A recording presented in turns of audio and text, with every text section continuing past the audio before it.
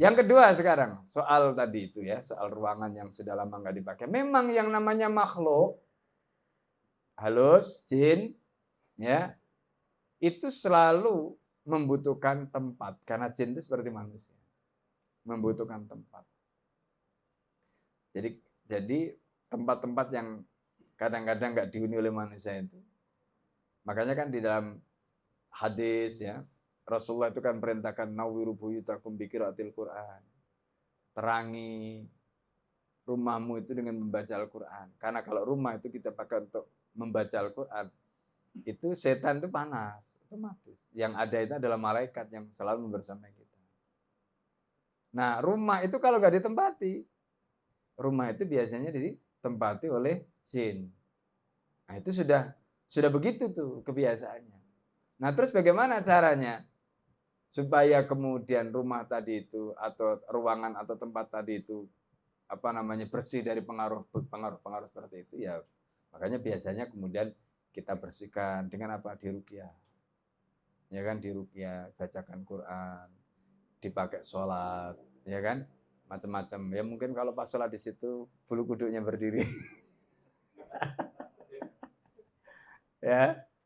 Jadi intinya adalah yakinlah sama Allah, itu makhluknya Allah. Dulu saya itu, jadi dulu rumah yang saya tempati itu dulu disewa sama pendeta. Yang punya bukan dia, tapi pendeta itu nyewa. Gitu. Dipakai kebaktian macam-macam kalau hari Minggu itu. Ya karena di dalam kan itu dulu itu kedap suara semua. Bikin dinding kedap suara semua. Jadi supaya orang kebaktian nggak kedengaran. Akhirnya kita beli. Kita beli itu. Itu sampai ketika kita di rumah itu ngaji begini nih, ngaji begini itu. Ada jinnya itu yang ikut ngaji. Ya terus gimana? Ya udah kita biarin. Kalau mau ngaji, biar ngaji dia. Jadi soleh. Ya lama-lama kemudian pokoknya dia nggak ganggu, nggak ganggu, itu nggak ganggu. Tapi alhamdulillah, ya alhamdulillah dengan izin Allah itu kita di situ nggak pernah ada, alhamdulillah. Karena apa?